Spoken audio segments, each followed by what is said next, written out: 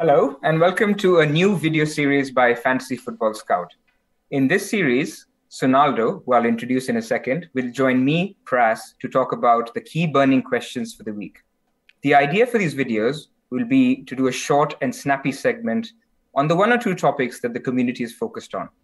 But instead of covering these multiple themes, we'll try to go a bit deeper into only a handful of them. Some weeks we'll even invite community fans or folks who've done an in-depth article or analysis on Twitter to give their views. In a nutshell, we'll try to keep it short, insightful, and to the point. So very excited to first and foremost introduce my co-host, Sonaldo. Hi, Sonaldo. How are you? Hi, Pras. Thank you for that lovely introduction, and I look forward to joining you in our new venture of ours. To the viewers, my name is Andy. I go by the handle at FPL Sonaldo on Twitter. And I've been very involved recently, this year especially, running a enabler show on Twitter Space with my good friend Bruno. If you can't tell, I'm the biggest Heung-min Son fan. Being from Korea, I have an everlasting love for football, and it's allowed me to find a great passion in FPL. One of my main goals is to really grow the game of FPL in Korea, and I've been doing a lot of YouTube in Korean as well. So, we really hope to indulge the viewers with key topics every week in terms of FPL. Also, Pras, I know you don't like this being mentioned, but for the new viewers, Pras is a very extremely successful manager with, years and years of experience coupled with great rank. So please do introduce yourself as well, Pras. Thank you. And look, I've been playing FPL for about 11 years myself. Love playing the game, love doing analysis, thinking about it. Spend way too much time on this. So I'm glad to be doing a weekly series, hopefully, to basically think more about it. I think doing these helps me personally to kind of forcefully dig a bit deeper on topics that I'm thinking about, not be lazy in making some decisions which can happen. So, very excited to be doing this. As for me, as a football fan, I've supported Manchester United since 1994, which sort of gives away my age. But, it's been a turbulent time for me as a fan. But almost, the time in which I've played FPL was also the downturn of Manchester United. So I've almost moved my football passion into FPL passion, of course, maintaining the football fan in me. But I love playing FPL, and hopefully we'll love doing these videos in the future with you. Absolutely. So first, let's go into the segment. In the theme, as I mentioned, that we'll be doing these, we'll keep these short. So our agenda for these, typically will include talking about our game week, a couple of topics, maybe one or two, and then talking about our transfers and captaincy. So on this video first, as I said, we'll talk about our teams. The first topic that we want to talk about is the third Liverpool slot. We've been presented with an opportunity with two injuries. One is to Robertson and one is to Firmino. What does that mean for us FPL managers? Is it an opportunity or a trap to go for the replacements? The second topic we'll talk about is, of course, with Andy on, we'll talk about the case for Son. Everyone is, gaga over Kane, given his 2 hat-tricks over the international break. Are we forgetting Son? Is he somebody we should be thinking about as well? We'll talk about that in our second segment. And then we'll end it off with what we're thinking in terms of our captaincy and transfers. Perfect. So to begin with, we will go briefly through Game Week 11 and do a team review. With that being said, it's been an infinite amount of time since Game Week 11. It's been, feels like forever ago. So let's just briefly go through your team. I have your team up here, Pras. Do you want to talk us through what happened in Game Week 11? Sure. I mean, I think more broadly, I'll talk about my team because listeners will, or the people watching the video will be getting to know my team for the first time. So just in terms of structure, I've got Ramsdale in goal. I play 4 at the back most weeks with Trent, Chilwell, James, and Cancelo. Then I have Salah, Foden, Son in midfield, Antonio and Tony up top. And then I rotate between Mbumo, Livramento, Armstrong, Brownhill. Brownhill always permanent third bench. And, the rotation doesn't always work well, as you can see this week. But look, I ended up on 63 points last week. Not many people remember what happened, so I won't go much into it. But doing well, decent. I don't remember being under 100K this early in the season ever. So I'm not used to a decent start. We'll see how it goes. How about you? A quick question on that, Pros. As an experienced manager, where do you see yourself being in terms of rank by, I would say, mid-season of FPL? I know you just mentioned that you're under 100K, which is fantastic. A lot of our goals is to get into that top 10K rank. For those that may be lower in the ranks, is it a worrying sign to be lower in the ranks right now, or would you not worry too much about it? Not really. I mean, to be honest, rank is irrelevant till Christmas, according to me, because, now we're getting into the phase, the first 10 weeks, 11 weeks, a lot of teams were similar. You start off with, everyone having obviously a game week 1 wildcard where you can almost, look at other teams, make the decisions based on the masses. And then you have a first wildcard where you can, again, recalibrate your team to what everyone else is thinking. Now, this is basically the deep end, right? I mean, you've got, I think something like 10 game weeks in 40 days coming up. So this is now, information will come thick and fast. This is when the season managers who are clued on, who know about what's happening, whether it's key injuries, fixture swings, new managers, a lot of information will come. There's no wild card to kind of recalibrate your teams. This is where I think the better managers play out. And then over the second half of the season, you have the double game weeks blanks.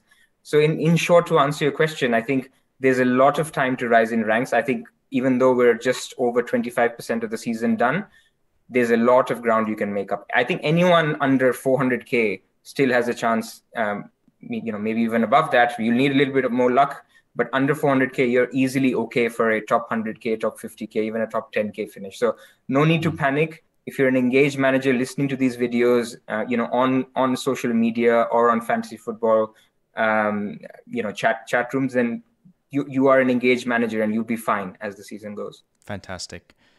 I'll quickly run through my team. My team is very similar to yours. I do have the exact same backline, and Cancelo, Trent, James, Chilwell, as well as Livramento. So I'm very happy with this team moving forward. I do have Foden, Jota, Salah, and Kane in my team, although my handle is FPL Sonaldo. I won't talk too much about what happened. 62 points, very good. But the reason I have Kane in my team is because in Gameweek 8, I was on a wild card, and if you remember, COVID for Son was an issue, so I freaked out and I sold Son and went for Lukaku Werner that week. And guess what happens is they both get injured in the midweek, and so I naturally, with the limited amount of transfers we have, moved to Kane, and I just kind of find myself in a situation where I'm going to have to go forward with Kane. I do have one free transfer coming up, so I'll try to see how Son does. But for now, I'm very, very happy with my team. And one of the things, as you mentioned, is I'm not too panicked about my rank because I feel like I'm in a very similar position as to where I was last year. And if people were wildcarding, I think I do have a lot of players that people would wildcard into. So very, very happy with this team moving forward. So let's move on to the first question, which was, a hot topic in regards to the third Liverpool slot that is being opened up. There's a lot of injuries going on with Liverpool, and our Greek hero in game week 1, Tsimikas, is also returned to the fray. Same with Jota, who is out of position, amazing attacker for the best attacking team in the league. So guide us through what you're thinking, and I have the fixtures for Liverpool up here, so go ahead. Thank you. So look, I mean, on this topic, first, what do we know so far? We know that Firmino's out till mid-December. So if you look at the fixtures, essentially mid-December takes you until Newcastle at home. So you're talking Arsenal at home, Southampton, Everton away, Wolves away, Villa at home, Newcastle at home. These are a good set of fixtures, 6 that you can have Jota pretty much guaranteed to play. And, the smidgen of doubt that Origi could have started, instead of Jota is also now removed because Origi also got injured last night, as far as I understand. We don't know his return date, but you're basically saying that, you get Jota for 6 weeks. But wait, it's actually more because once, let's say Firmino comes back, let's put 19th December as a target date. I don't think he will just kind of be thrown into the team and Jota replaced for a couple of reasons. Number one, it's a very busy time of the year. So you see that Liverpool have a fixture game week 19 on the 26th, 26th, and then 28th of December is game week 20. 2nd of Jan is game week 21. So you have games coming in thick and fast. You can't have somebody who's had a serious hamstring injury just kind of thrown into all these games. So Jota should get a lot of minutes as Firmino comes back up to speed. And then the third most important point is the Africa Cup of Nations, which is starting from the 9th. It's from January 20th, I think, is the group phase is from the 9th till January 20th. And then the final is on the 6th of Feb. Mm-hmm. So the reasons we have this fixture up is you can see that they will possibly also miss game week 22, 23, and 24. There's a big break in the middle, mm-hmm. which is our winter break for the Premier League teams. But even so, you'd expect Salah and Mane to miss out on some of these games. What this means for Jota is that you're basically getting him for the long term. You're waiting. Yes, he may be rotated in some of these games, but you're getting somebody in for the long term.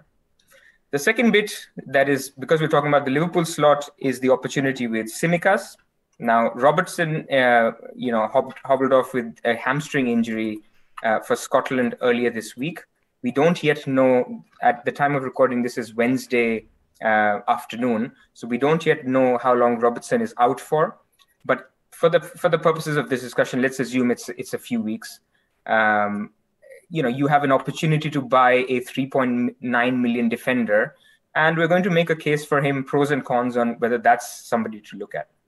So we just wanted to give you with the fixtures a lay of the land on what you're getting if it's Jota. It's not a short-term opportunity anymore, unlike earlier in the season. So before I move to the next one, what's your experience with Jota and Tsimikas? Did you own them, Sonaldo, at all early season? Yeah, great question. Actually, I remember in game week 1 when we were formulating our teams, the key thing was Jota versus Tsimikas, right? And I went with Jota.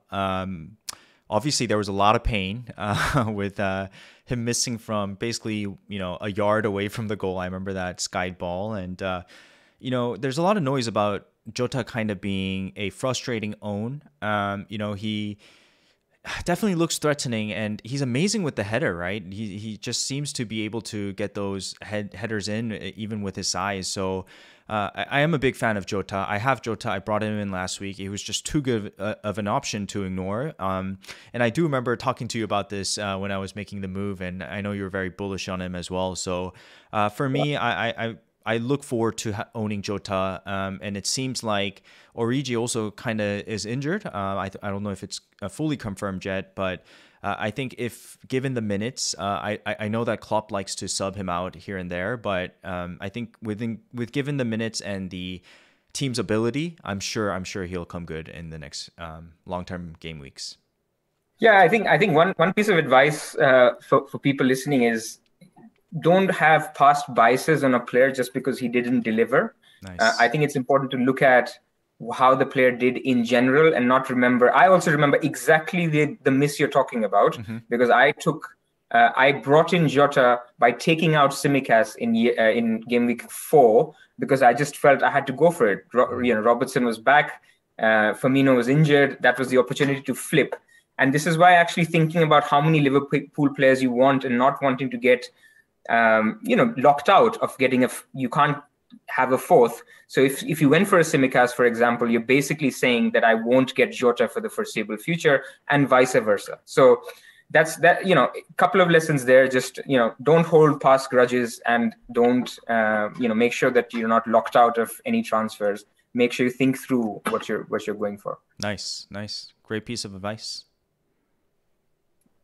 Right. So if we're on the next one, which is basically how Liverpool has done this season, mm-hmm. We're not going to spend a lot of time on this table in the spirit of keeping it short and snappy. But look, in a nutshell, Liverpool is the best attacking team in the league. If you look at minutes per XG, which is what this table is sorted as, they're far and away the best team. They've got the highest XG that they have created over the first 11 games. And that's a decent enough sample size now to tell us that this is the most attacking team in the league. Now, this is no big news to everyone. There's a reason why we're all perma-capped Salah for now. Mm-hmm. And what you're trying to say is by getting a Jota, you're getting another edge in that Liverpool attack, because frankly speaking, Salah is going to be close to 200% EO, effective ownership, pretty much every week. Mm-hmm. So you don't have any slice of this attack other than maybe the 20% EO that Trent gives you, because Trent is also 80% effective ownership. So you're basically pretty much washing away all the Liverpool attack, the best attack in the league, and not getting an edge. So Jota will give you that if you went for Jota. And then on the next one, which is essentially looking at how Jota compares to other midfielders. Now, there is no price barrier here. This is all midfielders. There is no minutes barrier here. This is for XG created in all the 11 games. So in the games where Jota was playing only 20 minutes, it's still counting that as a full game for Jota. Beautiful. He's third by all midfielders for XG created. He is fully involved in everything that Liverpool do. He's very different to a Firmino, where Firmino's role is more to kind of press, come back, and when Liverpool is attacking, be the anchor to distribute the ball over to Salah or to Mane, and for them to be the two inward strikers. With Jota, he's a lot more attacking, and it's not a Firmino replacement as such. They change the way they play, with Jota being a little bit more forward, and so he's more involved. Does that mean Salah is less effective? Not really. Stats don't say so. You're basically just getting an additional pie in the Liverpool attack through Jota. So I think for me, these are the two big tables that for me make a case that if you can get to Jota, if it is doable, then I would go there. Absolutely. It's a gift. The fact that we have a striker playing for the best attack in the team. He's 7.5 million, putting up premium numbers. So for me, the answer is an emphatic yes. If your team allows it, go for Jota. So Pras, I have a question here because, as you mentioned, Salah's effective ownership is super high, and this perma captain thing is probably going to go on for a long time, right? And so if that's the case, the only way to get an edge on the field in terms of having a Liverpool asset would be, we would think normally Mane, but obviously Mane is very, very expensive, and Firmino has that rotation risk. So, it makes sense, right? It makes sense because the only way to get that edge of the ownership is to get Jota in to play alongside Salah, right? Absolutely. Look, I mean, if Tottenham didn't have the fixtures and money wasn't as much of an issue, then Mane is completely fine. He's a good pick as well. He has been all season, frankly, as you can see in the midfielders table. He is after all number 2 for XG for the season. So, the fact that you're getting a similar output for somebody who's 5 million cheaper is just great. And you don't have to sacrifice the team structure. A lot of people will be debating if they go Rafinha to Jota, for example. Rafinha is a well-known player. I don't think it's urgent. I don't think you need to do it this week. I personally would if I had the choice. But if I was to recommend to people, I think Rafinha's fixtures for the next 2 or 3 are fine. It's only after game week 15 when they really, really stiffen up. So definitely have a plan to bring in Jota then. If you can't get to him now and you have other fires, for example, if you want Spurs assets to get in or other injuries to deal with. But for me, that's a move I would make 100%. Perfect. So let's move on to the last one is a word on Tsimikas, if you want to enlighten us on that. Yeah, look, I think Tsimikas is great. I mean, whenever there's a 3.9 million midfielder who plays, this is already great, right? And when you add to the fact that it's a top 3 team, he's playing a wingback or almost a wingback-like role. We saw in the first 3 games that he played, he is actually pretty attacking. He got an assist. He got 22 points in the 3 games that he's played 90 minutes. So he's up there for attacking threat, clean sheet potential, and the fixtures. So what's the catch? I think the catch is that the Liverpool defense isn't at the elite level that Chelsea and City are so far. So yes, you have a player, but who are you sacrificing? Are you going to be playing 5 at the back, 4 at the back? So that's a consideration. Would you rather have a James or a Trent or a Chilwell or a Cancelo versus a Tsimikas? So who are you giving up if you want to play him? And by the way, I also add to this defensive mix Reguilon and Emerson at Spurs. who could be options. Although I did see today that Sanchez is injured from Spurs, so maybe that's not an area where you go to. But the big picture point being that you have to kind of see what you're giving up to go for Tsimikas. And more importantly, it blocks a third Liverpool option. So if you went for Tsimikas now, and Jota scores a brace against Arsenal, you're stuck where I was in game week 3, where you want Jota really bad, but to get him, you first need to sell Tsimikas, and he's not going to free up funds. He's basically 3.9 million. You have to find funds to upgrade him and then go for Jota another way. So it makes it really tricky to go there. So if you're going to a Tsimikas, I would really recommend that you have an update on Robbo's injury. How long is he out for? If he's out for 6 to 8 weeks, I can totally see people going there. And I have a very, very maverick suggestion as well, basically for people who can or want to be different, is you could downgrade Trent to Tsimikas. That solves your third Liverpool slot option. That solves the fact that you don't have to give up on the Chelsea and City defenders. And then it can basically help you upgrade to a Son and Kane. So if you wanted to have a structure where you had Tsimikas, Cancelo, James, Chilwell. So, for example, your team, Ronaldo, you basically downgrade Trent to Tsimikas, and then you upgrade anyone to Son. Now you suddenly have Son, Kane, and Salah, which basically nobody has. I'm not suggesting anyone to do that. Oh, man. I'm just simply giving an option that this exists, and I would only go there if, let's say, we find out that Robbo's out really medium term. I hope not. Never wish injury on anyone, but that's one route you could explore. Yeah. I like the creative thinking there, and you're feeding me some maverick ideas, which is enticing. But right for now, I'm gonna be very, very happy having Trent in my team. Yeah, very nice. So your final word on Tsimikas would be you would hold off on him and move to Jota initially, right? Probably, yes. Okay. Look, I think there's caveat central, but if Robbo is out long term, I would seriously think about Tsimikas somehow, whether that is for Trent or for Jota, to be discussed. Okay, nice. Okay, so I guess we'll move on to the Sun section, if you don't mind. Yes, please do. Okay. And you're the expert to talk about him, so please go ahead. Yeah, I guess the word expert is is a lot, because I'm just, first and foremost, a big Sun fan.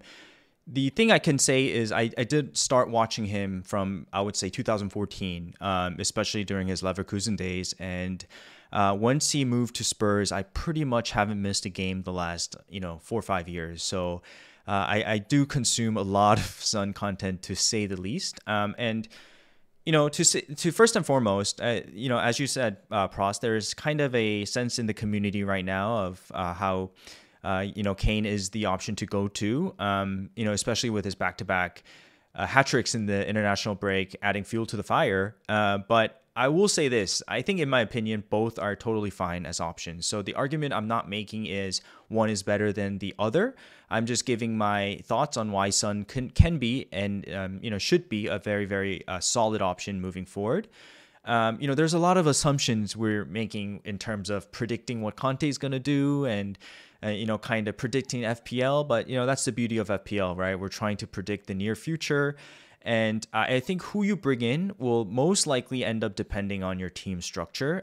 Hence, my name is at FPL Sonaldo, but I have Kane in my team. And you, surprisingly, my friend, have Son in your team, which is very reassuring for kind of the things I'm about to say. So, I guess the first question is... Go ahead. No, sorry. I was going to say, to be fair, I got him before the 2 Kane hat tricks. But yeah. But yeah, I'm happy you have Son in your team, and now I'll be really cheering for him. So, because I don't want you to be disappointed in him. But yeah, on the surface level, Pras, I know we talked before we recorded this, and the thing that stood out to me is that you mentioned how Son is 2 million cheaper than Kane. So the question that we need to be asking us as FPL managers is he really worth 2 million more, Harry Kane? And I think that's an argument for another day, but a question you should ask yourself for the viewers. Son has been the key player for Spurs so far this season, has definitely looked much more of a threat throughout the season on the eye test. And even with the team struggling, has managed to score 4 out of 9 Spurs goals with 2 assists and an FPL goal involvement of 67% for Spurs, which is very reassuring. So basically, if Spurs are scoring, there's a very high likelihood that Son is involved. And most importantly, he's involved in set pieces as well, including corners, which increases his chance of getting bonus points. So I broke it down into a couple of sections, but hopefully I can quickly go through it. But the main question I asked myself is this: what have I observed of Son lately, including the international break? Because I'm sure a lot of people haven't watched the Korea games. And number 2 is what I think Conte and Son, the chemistry between Son and Conte might give us FPL managers in the near future. So the first thing was Sonny played really, really well over this international break. I think for you, Pros, as well as other managers that do have him, it should be very reassuring. We played 2 very crucial World Cup qualifying matches, and it was both great results. By the way, Hwang got on the score sheet in the first game, and Hwang also looked very good for those managers that have Hwang Hee-chan. And Son looked very, very dangerous and very light on his feet and could have easily hauled in the first game. In the first game, Son hit the woodwork twice, had 7 shots on target, 7 shots, 2 shots on target, 5 key passes. And there was a significant moment, which I have displayed up here, where he received the ball from our side of the half, dribbled past, like 3-4 defenders, and eventually got on his left foot, shot, and hit the woodwork. So why I'm showing this is because it reminded me of that Burnley goal. And he has, this knack of scoring kind of crazy goals from out of nowhere, both footed. So it's very, very dangerous from any side. And I thought it was a significant moment in the game. In the second international game, he did have a goal as well as an assist. So we look very good in qualifying for the World Cup. So I'm very, very excited on the eye test of the international break. I do have a question for you here, Pros. How important do you, view international break, and do you think it's part of your decision-making process? Not really, to be honest. I mean, other than the fact that if they're healthy, I mean, you said, look, I mean, I give you a snarky answer, but actually, to be honest, it's good that they score. Mm-hmm. It's good that they're looking confident, but had he scored nothing, that won't have worried me. Mm-hmm. It's, for me, purely international break is about, if you hold the player, you're crossing your fingers that, they come out unscathed from out of it. So whether he scores 1 goal, 3 goals, doesn't matter, which is why I think the whole Kane thing is also overblown. Those were really, really easy games for England. Exactly. But people kind of play the narratives in the way that they want, in the fact that yes, now Kane is now he's confident and he has the eye for goal. You could also make a devil's advocate case, which Seb Vassell actually posted on Twitter. He said, look, this also makes a case that Kane can actually do it, and he just can't be asked for Spurs to do it. So is that basically, the narrative that you want to spin? So you can go either way with where you want to go with, international goals and performances. I think Son is great. So it's good to hear that he continues to be pivotal to, South Korea. And actually, I had not heard that he scored and assisted over the international break, because, all these Kane buyers are all over the place with his 7 goals. He looked fantastic, but you make some great points there. International break we should take lightly. The second point I do want to get to is just very briefly some historical data backing up Son's lethal ability. I did put out a tweet earlier today about how in the last 5 seasons he's really been consistently putting in a lot of goals as well as assists. So it's a very good sign. And I want to share this graph from The Independent about how lethal of a finisher Son Heung-min is. From 2016 till this is, I think, made last season. He's right up there in terms of Europe's elite attacking, and he's leading in terms of exceeding his XG. And I know you're a big fan of XG, as we saw in the Jota proof, but simply put, it means that he's converting more clinically, missing fewer chances than any other elite attacker. So this tells me that when he's firing, there's an opportunity for him to score a lot. And, the previous tweet I showed his consistency over the season. And, these premium players are premium players for a reason, right? They're going to deliver over the season. And it's just a matter of kind of, as FPL managers, predicting when they're going to score. And you would reckon that with the sea of green fixtures for Spurs, there's an opportunity here to jump on Son and Kane as well. I did do a little bit more in-depth research, and I won't get into too much numbers, but what I did find out was that, Son likes to score in congested periods. I remember 2 seasons ago, I think when Harry Kane was injured, I think it was in January or February, he scored 7 goals and assisted 4 in I think it was 4 or 5 games. So, he has that ability to score in bunches, which is great for FPL managers. And in the last 3 seasons, he scored 17 back-to-back goals, which is a fantastic sign. And something we would really like a lot. So very promising stats. The third thing I want to get to, go ahead. Sorry to interrupt. Would you say he's more streaky, or he's just generally puts up elite numbers and is consistent? Or because there's a theory around certain players, I think Sterling was one, Jota is another one, where they basically score in batches. So once they score one, you have to hop onto them quickly. And they go through dry spells as well. In the past, do you see Son as somebody like that, or is he's more consistent? I think that's a great question. The way I got this data in the last 3 seasons is I actually looked at every single one of his goals from the last 6 or 5 seasons. So from looking at that, what I noticed is it's kind of an iffy answer. I think he's streaky. I definitely think he has these games, a bunch of games where he doesn't score. I'm sure he's still effective in those games, but I think he's generally a more streaky player. But at the same time, he's pretty consistent as well. So what I will say is that, for example, last season from game week 2 to 6, I believe he had 8 goals. Of course, that is a result of the combination that Kane and Son were showing last season. But regardless, that's always a good sign. So a great question there.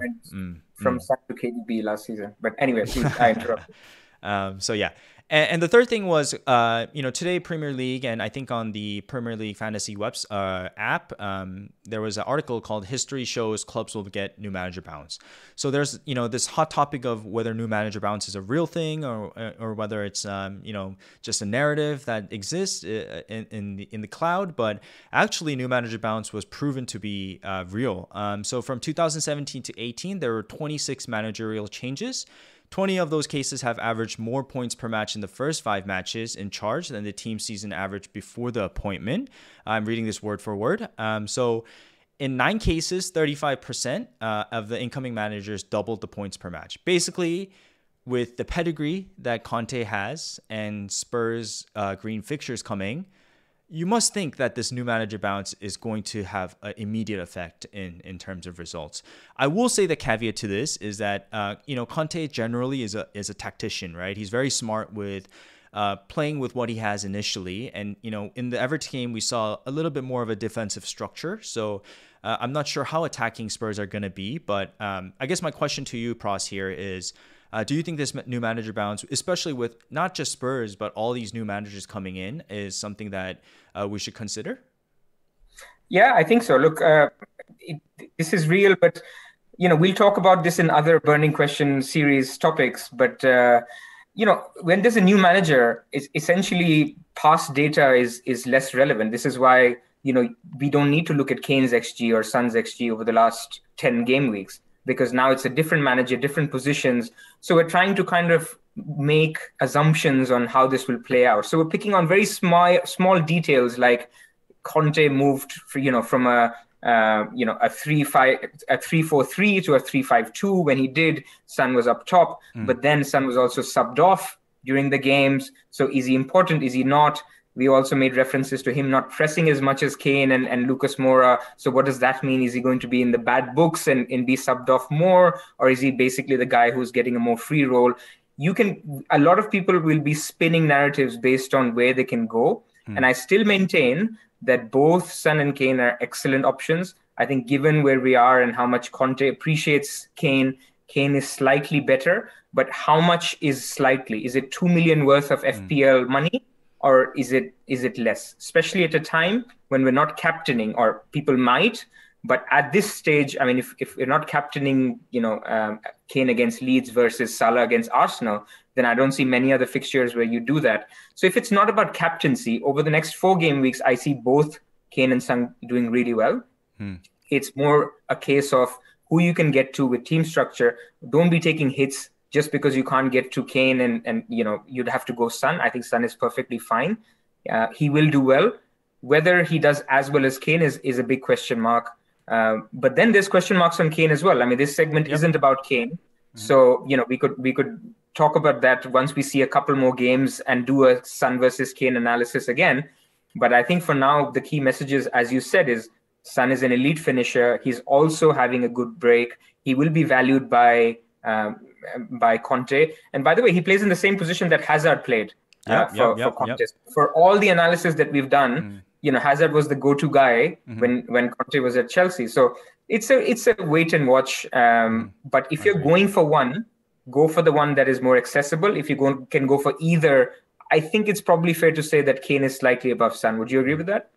I do agree because, obviously he's on the PKs and it seemed like he was playing higher up the pitch, but I think it's a wait and watch. I really don't think we can, essentially we might not know nothing, we don't really know exactly who's going to, be the better asset, but I think this Leeds game will tell us a lot.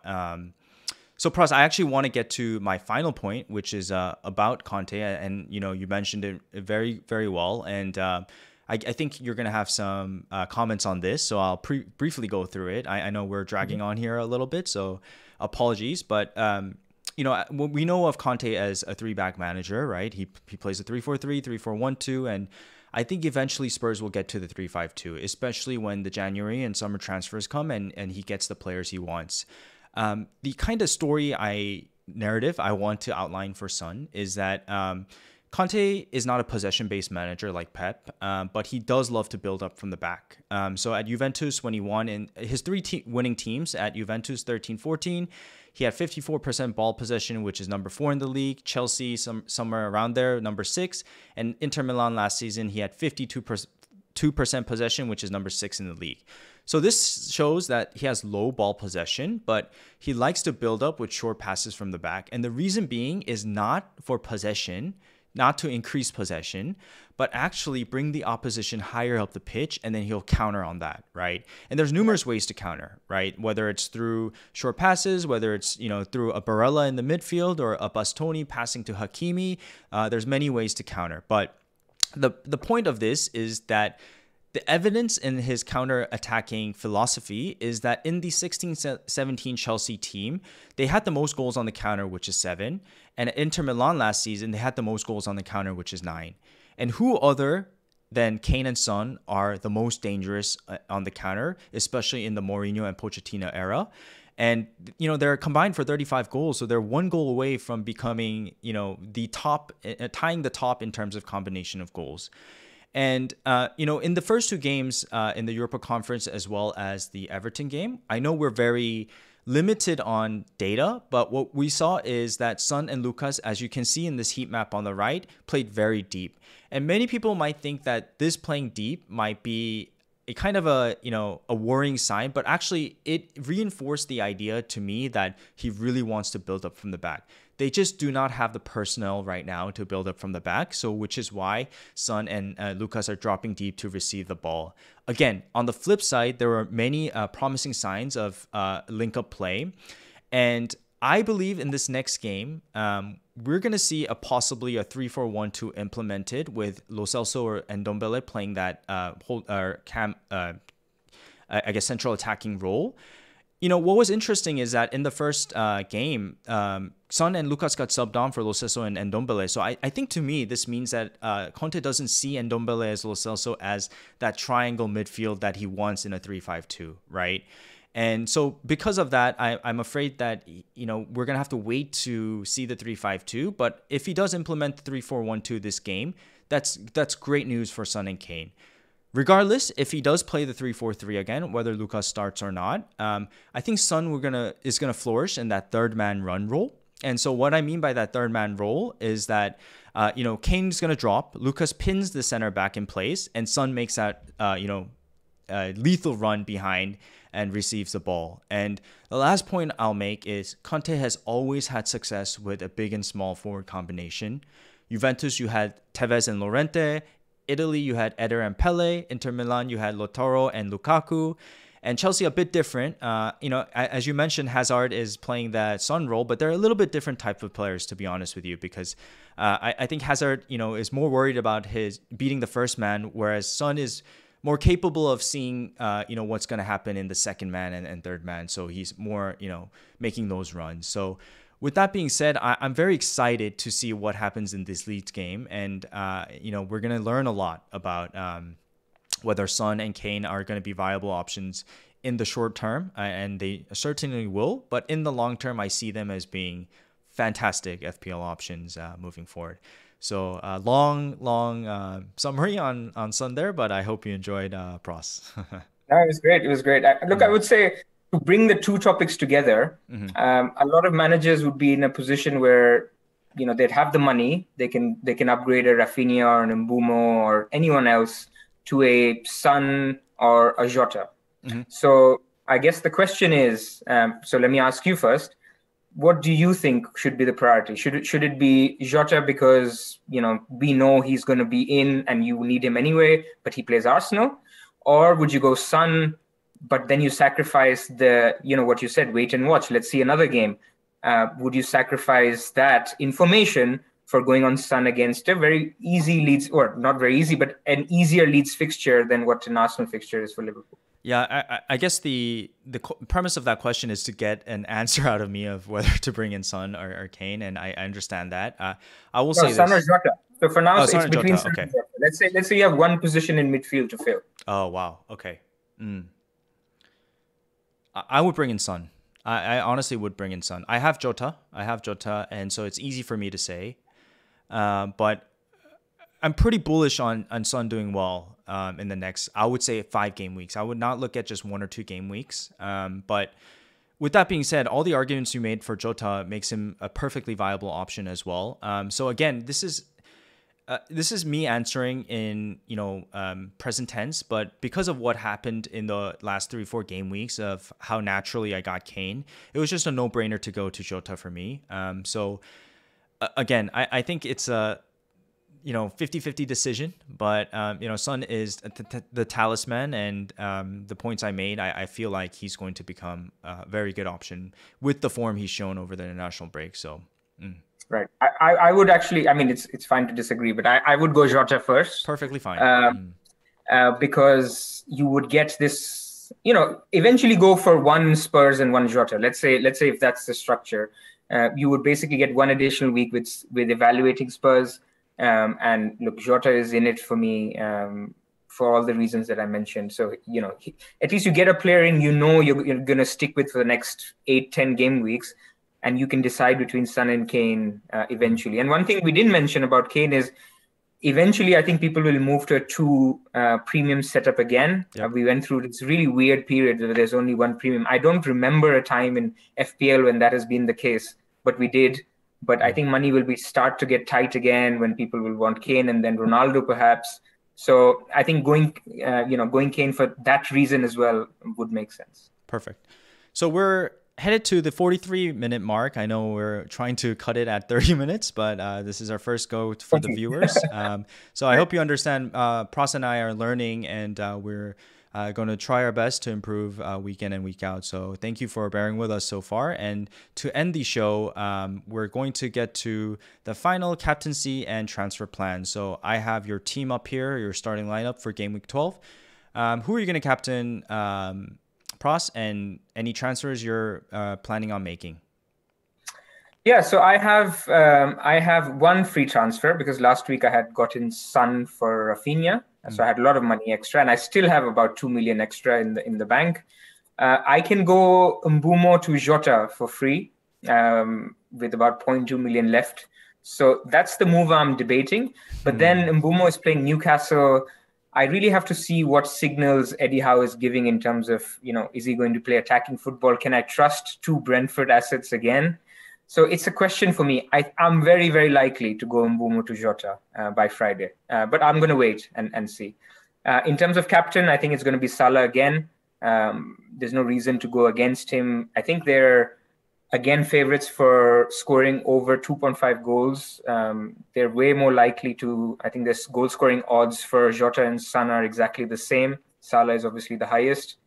So Salah would be my pick. But if anybody had Ronaldo, this would be a good week to go for him. I wish I had Ronaldo this week against Watford. Yep. If I dare to give you some tips or advice, I would love for you to get to that Jota move. I mean, what a beautiful team. I just, as much as we think Newcastle is very weak defensively, and they are, Tony and Mbeumo have really disappointed us. And you get Jota in there. It's just, it's such a beautiful looking team. So I hope you make that move, and I'm excited for your results next week. Yeah, thank you. And a word on, by the way, they must be screaming Livramento fans on the video and listening on why he's second bench for me. Look, I think right now I haven't made up my mind. So if I didn't go Jota, I could play one of the Southampton players for Mbeumo as well. That's an option. But I think, again, we have to remember that this is not the same Norwich. This is not the Daniel Farke Norwich. This is now, a new manager, Dean Smith. He's going to play a different way. There's going to be a new manager bounce for all the reasons that you mentioned. So I'm happy to sort of, again, have Livramento on my bench. I have a 50% hit rate of getting him on. So I'm happy to kind of play the game there. Very jealous of that. I have a 0% hit rate when it comes to getting him on. So unfortunate. Right. I'll view my team. And again, we have the exact same back line. I have a question on this back line. When you have James and Chilwell, no-brainers, right? You obviously start them. Are you worried at all about, for example, a decent team like Leicester and doubling up on the defense there? Not really. Okay. I mean, I think Chelsea are a good defense. Last season, they shut out Man City twice. Mm-hmm. I think Liverpool, Man United. You just play. If the reason you get, if people, so 2 weeks ago, people were worried that James had played midweek. Is he going to play on the weekend? You just play the four premiums. Yeah. You don't bench Cancelo. A lot of people did against Man United. You just play these four guys because they can get points both ends of the pitch. Mm-hmm. So I personally think, it's this video isn't for broader topics, but people are going ESR or Gallagher. I'm wondering why they're not going fourth premium. I mean, Chilwell will score for me more points than Gallagher. Yeah. Big thing to say over the next 10 weeks. Yeah, it's almost like clean sheets are a bonus for these guys. So they're the wing backs in Tuchel's system is just amazing assets and value to have. I do have Salah, Foden, Jota, and Mbeumo in my midfield. Salah is my captain currently, and in my front line, I have Tony and Kane starting.